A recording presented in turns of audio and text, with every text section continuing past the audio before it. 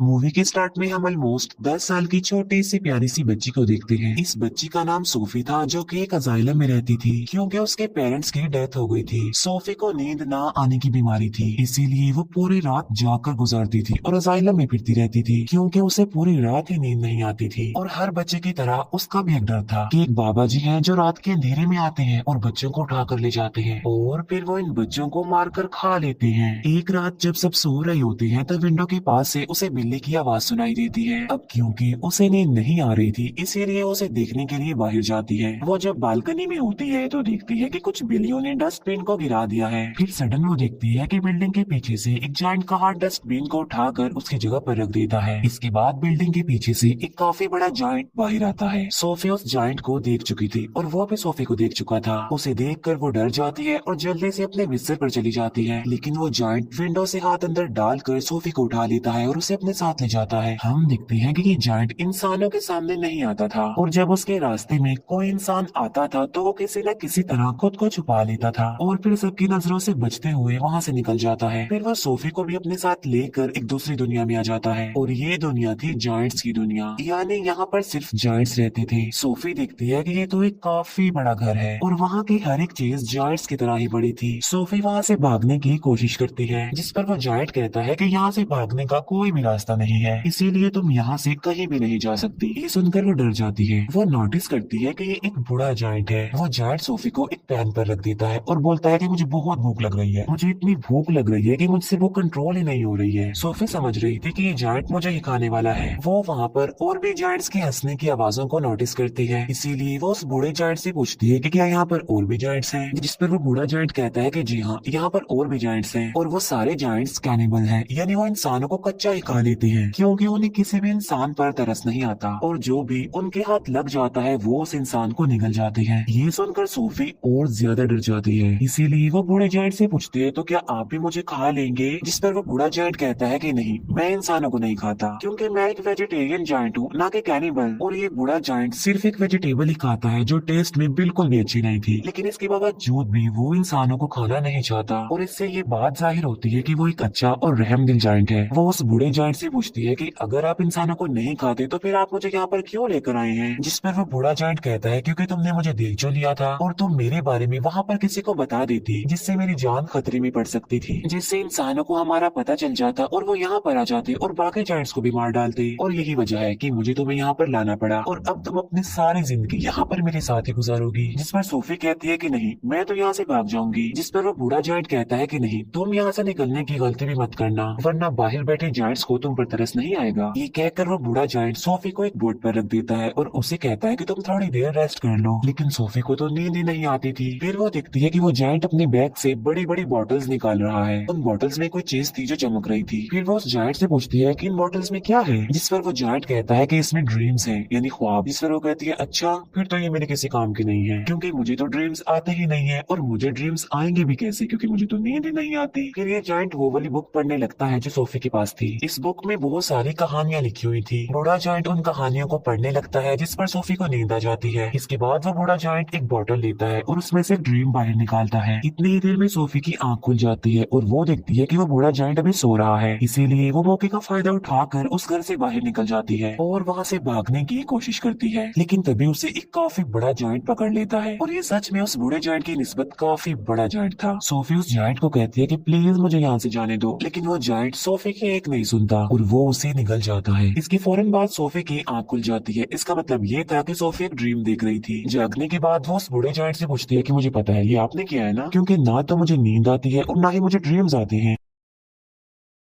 लेकिन आपने ये जो मुझे ड्रीम दिखाया है ये तो बहुत डरावना था। जिस पर वो जायंट कहता है कि मुझे ऐसा करना पड़ा और मैंने ऐसा इसीलिए किया है ताकि मैं तुम्हें ये बता सकूं कि बाहर तुम्हारे लिए कितना खतरा है, इसी वजह से तुम्हारे लिए बेटर होगा कि तुम यहीं पर ही रहो। बूढ़ा जायंट सोफी को समझाता है कि यहाँ पर जो जायंट्स है ना वो मुझसे साइज में काफी बड़े हैं और मैं तो उन जायंट्स के सामने कुछ भी नहीं हूँ क्योंकि मैं छोटा सा जायंट हूँ और बूढ़ा भी हूँ। अभी वो लोग बातें कर ही रहे थे कि तभी वहाँ पर एक काफी बड़ा जायंट अंदर आ जाता है और वाकई ये उस बूढ़े जायंट की निस्बत काफी काफी बड़ा था। वो जायंट आते ही बूढ़े जायंट से पूछता है कि बताओ तुम किससे बात कर रहे थे बोने। अब यहाँ पर सारे जायंट्स बूढ़े जायंट को बोना कहते थे क्योंकि वो साइज में सबसे ही छोटा था। बूढ़ा जायंट जवाब देता है कि नहीं तो मैं तो किसी से बात नहीं कर रहा था। इसी दौरान सोफी भी कहीं पर छुप जाती है। इस बड़े जायंट के हाथ पर चोट लगी थी, इसीलिए वो पट्टी करवाने के लिए बूढ़े जायंट के पास आया था। अब क्योंकि वो जायंट कैनिबल था, इसी वजह से उसे उस घर में से इंसान की खुशबू आती है, इसीलिए वो वहाँ पर पड़ी हर एक चीज को देखने लगता है। तभी सोफी उस सब्जी के अंदर चली जाती है जो वो बूढ़ा जायंट खाता था, और जब वो जायंट उस सब्जी को स्मेल करता है तो उसे उसमें से इंसान की खुशबू आती है। आज से पहले इस जायंट ने कभी भी ये सब्जी नहीं खाई थी, लेकिन आज उसे इस वेजिटेबल में से अच्छी खुशबू आ रही थी, इंसान की खुशबू आ रही थी, क्योंकि उसमें सोफी जो थी, इसीलिए वो जायंट उसे खाने लगता है। ये देखकर वो बूढ़ा जायंट कहता है कि रुको, तुम ये नहीं खा सकते, क्या तुम भूल गई हो कि तुम वेजिटेबल्स नहीं खाते। जिस पर वो जायंट कहता है कि हाँ, मैं ये बात कैसे भूल गया कि मैं तो सब्जियां खाता ही नहीं हूँ। इसीलिए वो सब्जी को फेंक देता है और सोफी की जान बच जाती है। इसके बाद वो जायंट वहाँ से चला जाता है। फिर उस बूढ़े जायंट को कहीं पर जाना था और सोफी उससे पूछती है कि आप कहाँ पर जा रहे हैं। जिस पर वो बूढ़ा जायंट कहता है कि मैं किसी जरूरी काम से जा रहा हूँ। वो पूछती है कि कौन सा जरूरी काम, लेकिन वो उसे कुछ भी नहीं बताता। फिर वो सोफी के काफी फोर्स करने पर उसे बता ही देता है कि मैं ड्रीम्स को पकड़ने जा रहा हूँ। फिर सोफी उसे काफी कहती है कि मुझे भी अपने साथ लेकर जाइए, लेकिन वो उसे अपने साथ नहीं ले जाना चाहता था, क्योंकि बाहर जो जायंट सो रहे थे, अगर वो जा गए, उन्होंने सोफी को देख लिया तो बहुत बुरा होगा। इसी वजह से वो किसी भी किस्म का रिस्क नहीं लेना चाहता था, लेकिन सोफी उसे काफी इंसिस्ट करती है, इसीलिए वो उसे अपने साथ ले जाने के लिए एग्री हो जाता है। जब वो बाहर आते हैं तो देखते हैं कि वो सारे जायंट्स गहरी नींद सो रहे हैं, इसीलिए ये दोनों उनके बीच से ही गुजरना चाहती थी, लेकिन इतनी ही देर में उन सारे जायंट्स की आंख खुल जाती है और वो बूढ़े जायंट को परेशान करने लग जाते हैं कि बोने तुम कहाँ पर जा रहे हो। जिस पर वो कहता है कि मैं तो अपने काम पर जा रहा हूँ। जिस पर वो जायंट्स कहते हैं कि हम नहीं चाहते कि तुम यहाँ से निकल कर बाहर जाओ, इंसानों की दुनिया में जाओ, क्योंकि अगर इंसानों को हमारे बारे में पता चल गया तो हमारी जान खतरे में पड़ जाएगी। वो सारे जायंट्स बूढ़े जायंट को बहुत ज्यादा तंग करते हैं और तभी मौके का फायदा उठाकर सोफी एक गाड़ी में छुप जाती है। लेकिन तभी बूढ़ा जायंट आसमान की तरफ इशारा करके कहता है कि वो देखो। सब देखते हैं कि आसमान पर बादल बने हैं और बारिश होने वाली है। असल में उन सारे जायंट्स को पानी से डर लगता था क्योंकि उन्हें वाटर फोबिया था, और तभी वहाँ पर बारिश होने लगती है और वो सारे जायंट्स जाकर छुप जाते हैं। तब मौके का फायदा उठाकर वो दोनों यानी बूढ़ा जायंट और सोफी वहाँ से चले जाते हैं। वो लोग माउंटेन्स पर चढ़ने लगते हैं। चलते चलते वो बादलों से भी काफी आगे निकल जाते हैं। सोफी कहती है कि यहाँ से तो देखने में ये स्टार्स बहुत ही प्यारे लग रहे हैं। बूढ़ा जायंट कहता है कि मैं तो इनका म्यूजिक भी सुन सकता हूँ। वो बताता है कि मैं इवन दुनिया की हर चीज की आवाज सुन सकता हूँ। मैं चींटियों की आवाज सुन सकता हूँ, कीड़े मकोड़ों की आवाज सुन सकता हूँ, इवन मैं ट्रीज की कहानियां भी सुन सकता हूँ। मेरे कान इतनी तेज हैं कि दुनिया की हर आवाज को ही सुन सकते हैं। ये सुनकर सोफी कहती है कि मुझे तो यकीन नहीं आ रहा आपकी बातों पर। बूढ़ा जायंट कहता है कि यही सच है बेटा, तुम्हें मानना होगा। इसके बाद वो लोग एक लेक के पास पहुंच जाते हैं, जिसके पास एक काफी बड़ा और खूबसूरत ट्री था। बूढ़ा जायंट पानी में कूद जाता है और उनके साथ सोफी भी कूद जाती है। दोनों फिर लेक के दूसरे किनारे पर पहुंच जाते हैं और ये होती है ड्रीम्स की दुनिया, क्योंकि ड्रीम्स उस ट्री से यहाँ पर कतरों की तरह गिरते हैं और बूढ़ा जायंट इन्हें पकड़ने के लिए ही यहाँ पर आता है। फिर वो दोनों मिलकर बहुत सारे ड्रीम्स पकड़ लेते हैं। इन ख्वाबों में अच्छे और बुरे दोनों ड्रीम्स ही थे। इन ड्रीम्स को पकड़कर फिर ये लोग वापस जाने लगते हैं। ये दोनों अब एक दूसरे के काफी अच्छे फ्रेंड बन गए थे और एक दूसरे के साथ काफी खुश थे।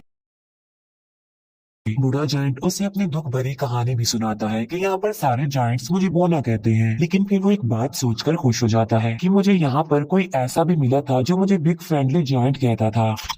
ये सुनकर सोफी कहती है तो आज से मैं भी आपको बिग फ्रेंडली जायंट यानी BFG ही कहूंगी। ड्रीम्स पकड़ने के बाद ये लोग सिटी में घूमते फिरते हैं, जहाँ पर बच्चे अपने अपने घरों में सो रहे होते हैं और बिग फ्रेंडली जायंट यानी BFG उन्हें नींद में बहुत अच्छे अच्छे ड्रीम्स देता है ताकि लोगों को उनके ड्रीम्स में खुशियाँ मिल सके। यहाँ पर हम ये जान पाते हैं कि BFG एक बहुत ही अच्छे दिल का जायंट है जो ड्रीम्स की दुनिया से ड्रीम्स लाकर लोगों को देता है ताकि सोते हुए ही सही ये उन लोगों की जिंदगियों में खुशियाँ तो ला सके। सोफी पूछती है कि ड्रीम्स के बारे में आपको क्या आपके पेरेंट्स ने बताया था, जिस पर वो जायंट यानी BFG कहता है कि जायंट्स के पेरेंट्स नहीं होते। फिर वो BFG से उसकी एज पूछती है कि आपकी उम्र कितनी है। BFG जवाब देता है कि जितनी उम्र इस दुनिया की है उतनी ही मेरी है, यानी जब से ये दुनिया बनी थी तब से ये जायंट्स भी बन गए थे, लेकिन ये इस दुनिया में ही इंसानों से छुप कर रहते हैं दीवारों के पीछे। फिर वो दोनों वापस जाने लगते हैं। सोफी अचानक पूछती है कि मेरा ब्लैंकेट कहाँ पर है। असल में सोफी का ब्लैंकेट जायंट्स की दुनिया में ही रह गया था और इस बात की वजह से BFG परेशान हो जाते हैं, इसीलिए वो सोफी को कहते हैं कि अब मैं तुम्हें अपने साथ नहीं ले जा सकता, क्योंकि अब तक उन जायंट्स को पता चल गया होगा कि मेरे साथ कोई इंसान भी है। और यहाँ पर बीएफजी सोफी को एक बात बताता है कि बहुत सालों पहले मुझे एक बच्चा मिला था, और वो भी इतना ही प्यारा और इनोसेंट था जितने के तुम हो, और तुम्हारी तरह उसने भी मुझे देख लिया था। इसी वजह से मैं उस बच्चे को भी जायंट्स की दुनिया में ले गया, और उसी बच्चे ने मुझे पढ़ना सिखाया। और ये जो जैकेट तुमने पहन रखी है ये मेरे उसी मासूम छोटी सी फ्रेंड की है। लेकिन इससे पहले कि मैं उस बच्चे को उसकी दुनिया में वापस लेकर आता काफी देर हो चुकी थी, और मैं बिल्कुल ये नहीं चाहता कि जो उस बच्चे के साथ हुआ है, मेरे उस दोस्त के साथ हुआ है, वो तुम्हारे साथ भी हो, क्योंकि तुम भी तो मेरी एक दोस्त ही हो ना। इसीलिए वो सोफी को वहीं पर छोड़कर वहाँ से जाने का फैसला करता है। हालांकि सोफी उन्हें काफी मना करती है यहाँ रुकने पर, और उसके साथ चलने की जिद करती है, लेकिन वो जायंट इस बार उसकी बात नहीं मानता। तब बीएफजी उसे अजाइलम में छोड़कर वहाँ से जाने लगता है। अब क्योंकि सोफी वहाँ पर रुकना नहीं चाहती थी, इसीलिए वो बालकनी से कूद जाती है, क्योंकि उसे पता था कि बीएफजी उसे बचा लेंगे। और होता भी ऐसा है, बीएफजी उसे बचा लेता है, और इसीलिए ना चाहते हुए भी उसे सोफी की बात माननी पड़ती है। इसी वजह से वो उसे जायंट्स की दुनिया में दोबारा से ले आता है, जहाँ पर बाकी जायंट्स पहले ही उन लोगों के लिए वेट कर रहे थे, क्योंकि सारे जायंट्स जान चुके थे कि बूढ़े जायंट के पास कोई इंसान है। इसीलिए सारे जायंट्स अब जानना चाहते थे कि वो इंसान कौन है, कहाँ पर है। इसीलिए वो ब्लैंकेट की खुशबू की मदद से बीएफजी के घर को चेक करते हैं,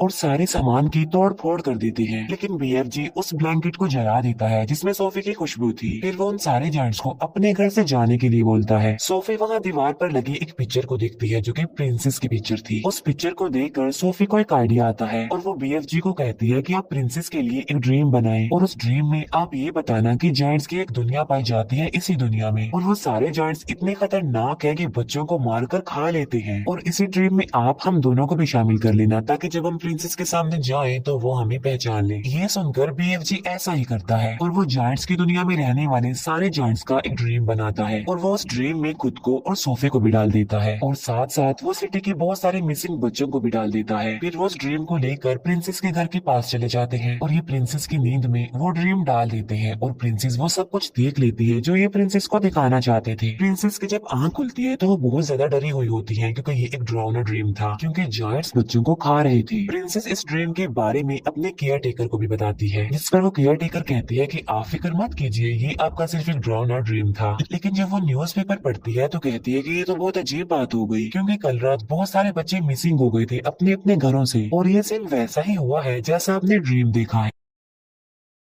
तभी प्रिंसेस कहती है कि पर्दे हटाओ, और पर्दे हटाते ही विंडो पर सोफी खड़ी हुई थी। असल में ये चीज भी उन्होंने ड्रीम में डाल दी थी, और उसमें बीएफजी को भी डाल दिया था। तब सोफी उन्हें बीएफजी के बारे में बताती है, और साथ साथ वो प्रिंसेस से प्रॉमिस भी लेती है कि आप मुझसे वादा करें कि आप बीएफजी को कोई नुकसान नहीं पहुंचाएंगी। तब बीएफजी प्रिंसेस के सामने आता है और तमीज से उनके सामने झुक जाता है। तब प्रिंसेस भी अपने प्रॉमिस को पूरा करती है। अच्छा, यहाँ पर जायंट्स की ना एक फनी बात भी थी कि वो किसी भी वर्ड को ठीक से नहीं बोलते थे, इसीलिए वो महारानी को मर्जानी कहता था, बीएफजी इंसान को इंसान कहता था, और ऐसे ही उल्टे सीधे लफ्ज बोलती थी। इसके बाद प्रिंसेस उनका अच्छे से वेलकम करती है और उन्हें एक काफी अच्छी दावत देती है। फिर ये लोग सारी बात प्रिंसेस को बता देते हैं कि जायंट्स की दुनिया में 9 बड़े बड़े जायंट्स ऐसे हैं जो इंसानों और बच्चों को पकड़कर खा लेते हैं। इसीलिए प्रिंसेस उनकी हेल्प करने के लिए तैयार हो जाती है और अपनी एक पूरी आर्मी तैयार कर लेती है, जो कि बीएफजी की मदद से अपने हेलीकॉप्टर्स में बैठकर जायंट्स की दुनिया के लिए निकल जाते हैं। अब इन्होंने यहाँ पर एक प्रॉपर प्लान बनाया हुआ था, इसीलिए वो प्लान के मुताबिक एक जगह पर रुक जाते हैं, क्योंकि ये पूरी तैयारी के साथ उन पर अटैक करने के लिए आए थे। प्लान ये था कि बीएफजी एक ड्रीम बनाएंगे, और उस ड्रीम में बीएफजी इन जायंट्स के लिए शर्मिंदगी और पछतावा डालेंगे उनके बुरे कामों के लिए जो उन्होंने किए थे। और बीएफजी ऐसा ड्रीम बना भी लेता है, लेकिन जैसे ही बीएफजी ड्रीम्स को उन जायंट्स में डालने के लिए जाता है, तब उन्हें याद आता है कि ड्रीम डालने वाली चीज तो मैं प्रिंसेस के महल में ही छोड़ आया हूँ, और उस चीज के बगैर ऐसा करना रिस्की था, क्योंकि उन जायंट्स के पास जाना था। लेकिन सोफी हिम्मत करके उस ड्रीम वाले जार को उस जगह पर लेकर चली जाती है जहाँ पर वो जायंट्स सो रहे थे। लेकिन इससे पहले कि सोफी उस जार को तोड़ पाती, उन जायंट्स का लीडर उठ जाता है, और वो जैसे ही सोफी को पकड़ने वाला होता है, सोफी उस जार को तोड़ देती है, और ये ड्रीम उन जायंट्स की नींद में चला जाता है जो भी सो रहे थे। और जब वो जायंट्स जागते हैं तो उन्हें अपने बुरे काम पर शर्मिंदगी होती है, लेकिन जो जायंट्स का लीडर था वो तो जाग रहा था, इसीलिए उसे कोई भी पछतावा और शर्मिंदगी नहीं होती, और इसीलिए वो सोफी पर अटैक कर देता है। लेकिन तभी बीएफजी उस जायंट के सामने आ जाते हैं। अब क्योंकि BFG बहुत छोटे थे इसीलिए वो जायंट उन्हें अपने हाथ में उठा लेता है, लेकिन जैसे ही वो BFG को मारने लगता है प्रिंसेस की पूरी आर्मी हेलीकॉप्टर्स के साथ वहाँ पर आ जाती है और वो लोग सारे जायंट्स को पकड़कर अपने साथ ले जाते हैं और उन्हें समंदर के बीच में एक आइलैंड पर छोड़ दिया जाता है। अब क्योंकि इनके चारों तरफ पानी था और ये तो पानी से डरते थे इसीलिए वो वहाँ से भाग नहीं सकते थे और इसीलिए अभी हमेशा के लिए यहाँ पर फंस गए हैं। प्रिंसेस उन जायंट्स के लिए वहाँ पर सब्जी के बीज भी फेंक देती है ताकि ये जायंट्स उन बीजों की मदद से वहाँ पर सब्जी उगाएं और सारी जिंदगी ये वो सब्जी ही खाएं। अब क्योंकि उन जायंट्स को ये सब्जी पसंद नहीं थी लेकिन अब ना चाहते हुए भी उन्हें ये सब्जी खानी पड़नी थी और पूरी जिंदगी इसी आइलैंड पर रहकर ये सब्जी ही खानी है। इसके बाद हम सोफी को देखते हैं जो बस आइलैंड में नहीं रहती बल्कि प्रिंसेस के महल में रहती है और यहाँ पर सोफी बहुत खुश होती है और वो जब चाहे BFG से बात भी कर सकती है क्योंकि BFG ने बताया था कि वो इस दुनिया की सारी आवाजें सुन सकते हैं। दूसरी तरफ BFG जो कि अब जायंट्स की दुनिया में बिल्कुल अकेले रह गए हैं, जिन्होंने जायंट्स की दुनिया में उस सब्जी के अलावा और भी बहुत सारी वेजिटेबल्स उगा ली है और वो भी अपनी लाइफ में बहुत खुश है। सोफी हर सुबह जाकर विंडो पर आती है और BFG को गुड मॉर्निंग कहती है जिसे BFG सुन लेते हैं और उसका जवाब देते हैं और ये प्यारी सी मूवी यहीं पर एंड हो जाती है। Thank you for watching.